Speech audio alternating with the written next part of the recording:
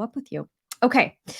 So I had this really powerful conversation yesterday with a girlfriend of mine. We were talking about our businesses, but we were also talking about our relationships. And we're both married. We're talking about marriage in particular. And this topic of personal power came up while we were chatting. So, this topic of how do we actually show up in our most intimate relationships?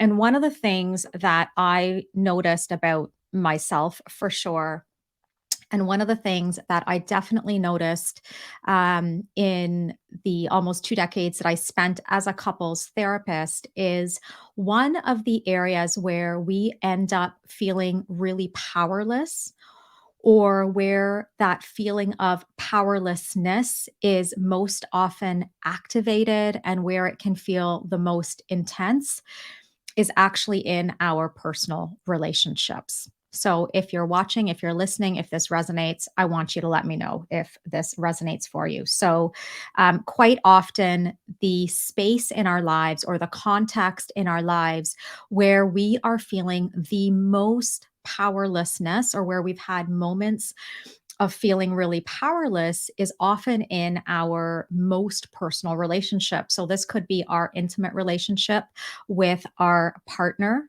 This could also be in family of origin relationships. That's another area where a lot of women tell me that they quite often feel powerless or they don't really know how to step into their personal power.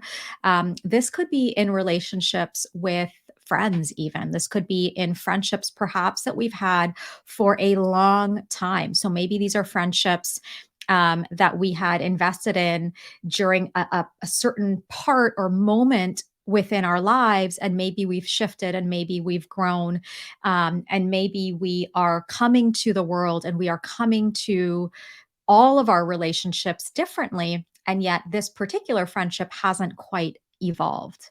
And so, one of the things that women tell me quite a bit inside of my world is that it's really difficult for me to not just step into my personal power, but it's also really difficult for me to then hold on to, like, stay in my personal power in these intimate relationships, in these personal relationships. And in fact, this is the space, this is the place where I actually find it the most difficult to really stay in my power.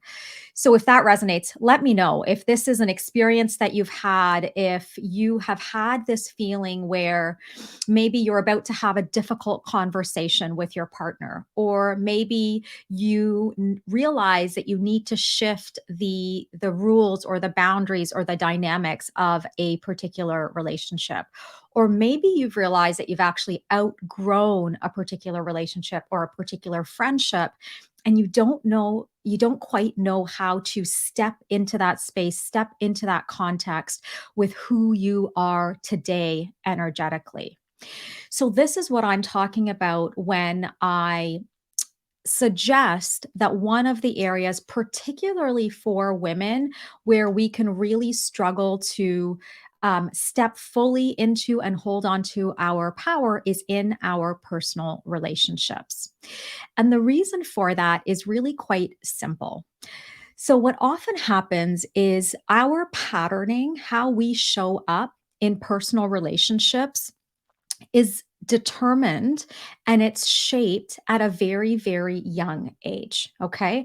So, how we learn to navigate our personal relationships is shaped and determined usually in those really early stages of our childhood. And it's shaped and determined within the context of our family of origin. So, this is the relationship that we have, the patterned relationship that we have often with our parents, perhaps our siblings, and perhaps even those early relationships in our life. That's where we learn how to navigate our personal relationships. And if you are a woman who is committed to your own growth, If you are a woman who is committed to personal growth and evolution over a lifetime, if you are a woman that loves personal development, if you are a woman who is always seeking that next level in her own personal power, something's going to happen. You're going to come face to face with this dilemma in your life. And this is a dilemma that I have come face to face with so many times in my life. What's going to happen is that you are going to change, you are going to grow, you are going to evolve. There's going to be endless iterations of yourself, and in that growth and that evolution and those new iterations of yourself, what will happen is that your relationships won't necessarily catch up to who you are now. Okay. Your relationships don't necessarily follow the same trajectory of growth and evolution. And emotional intelligence and embodiment and energetic leveling up, all of those pieces, your relationships aren't necessarily on the same trajectory that you are on personally.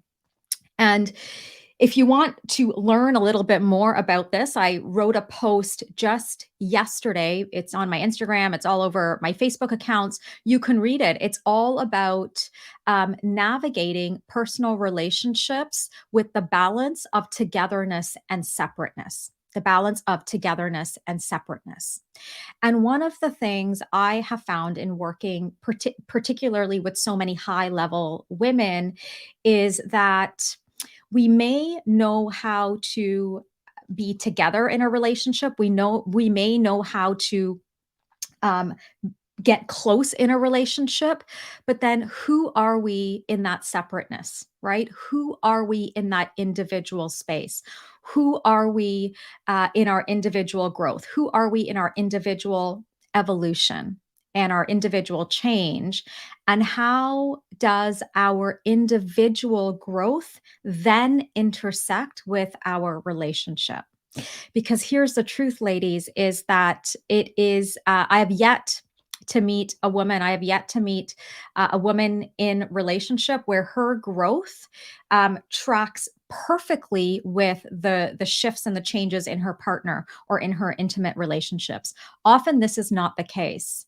Often what happens is we actually grow at different paces. Sometimes even we can grow in slightly different directions based on our needs, based on our context, based on our circumstances, based on our profession. All of these external factors have a huge impact on what growth and evolution looks like for us. It has a huge impact on the direction that we move in personally.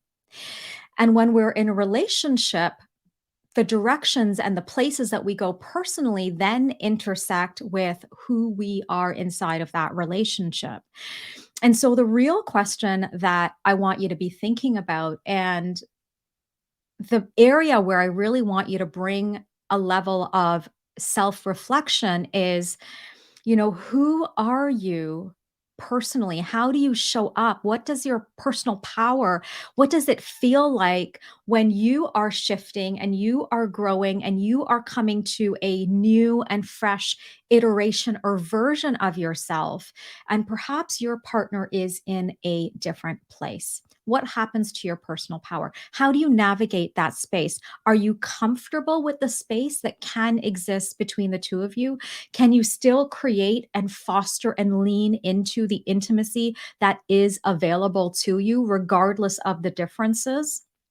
One of the biggest lessons I think I learned, not just as a couples therapist when I was practicing, but personally in my own marriage, is the more freedom I allowed myself to really sort of grow and flourish and evolve and embrace all parts of who I am, coupled with the more freedom I allowed my partner to do the same thing. right?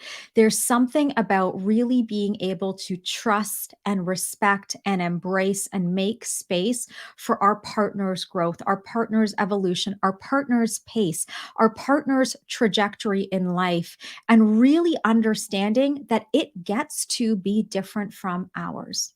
It gets to be different from ours. I believe every single human being deserves the right to write their own story. They deserve the right to write their own story, to create their own narrative. And so often, because we see ourselves as the main character in our own life, as we should, but because we see ourselves as the main character in our own life, it becomes really difficult for us to then intersect with and interact with our partner's pace or our partner's growth or our partner's evolution if it feels different from ours. So, for me, what I've really found to be helpful and what I've really found to be powerful is recognizing that in our personal relationships, in the most intimate relationships of our life, we get to hold our personal power powerfully. We get to hold our personal power. We get to show up with all of who we are. We get to show up in a way that is emotionally regulated. We get to show up in a way that is truly magnetic. We get to show up in a way that really fosters intimacy if we learn to navigate and we learn to dance in the space of separateness. If we learn to dance in the space, the beautiful space that is carved out between two people. And if we learn that we don't have to close this gap, we don't have to force this gap closed. Every single time there are differences, every single time there's friction, every single time there's disappointment, every single time there is disagreement. We do not have to close this gap. We don't have to panic and get anxious and feel nervous and rush to close this gap. We can actually learn to hold our personal power in the gap. We can actually learn to hold our personal power in the space, in the separateness. We can learn to hold our personal power. And when we do that, when we learn to step fully into, to truly embody, to fall in love with who we are as an individual, guess what happens to our relationships? The most incredible thing happens in our relationships. We actually become more magnetic. We become more attractive. We become more radiant, more beautiful, more desirable. There is this beautiful eroticism that is created inside of our personal relationships when we learn to embody who we are as an individual. That for me is what personal power actually looks like. That's what personal power feels like for me on a day to day, moment to moment basis as I navigate my own growth, my own evolution, every new iteration of who I am. And I continue to lean in to the beauty and the commitment and the growth that is inside of my personal relationships. If something that I've shared with you today has resonated, I want to personally invite you to join me for a 3-day masterclass that, for a very limited time, is completely free. It is called Real Power. Inside of this 3-day masterclass, I am going to teach you exactly what you need in order to step into and hold on to your personal power no matter what. No matter what. We're going to talk about the emotions that are connected to personal power. We're going to talk about the energetics that are connected to personal power. And we are going to talk about the embodiment that is required to really access and stay in the frequency of real power. So if this sounds like it is of interest to you, if you're catching this on Instagram, send me a DM, send me a direct message. I will give you the link. If you are catching this on Facebook and you can't find the link, send me a message or just drop a comment below this video and I will share the link with you. But I'm also going to take a moment right after this live to drop the link inside of the comments. So 3-day masterclass. It is completely free for a limited time only. It will be mastered and sold as a paid program, but you can have immediate access to it free. If you register now, we start on June 29th, which is in just over a week. It is live for 3 days. And if you share a graphic, we will send you the graphic indicating that you are joining us for this 3-day masterclass. My team will gift you access to the replays for lifetime. You'll get lifetime access to the replays completely free, even when this becomes a paid program. So again, if this resonates, if this feels aligned, I would love for you to join me for that 3-day masterclass. Or if there's anyone that you know that would benefit from really understanding how to regulate their emotions, how to communicate fearlessly, how to negotiate their boundaries from a place of personal power, I would love it if you shared this live with them and if you shared this information with them. All right, my friends, it was so amazing to connect with you. If you have any questions, let me know, and I will see you again very soon.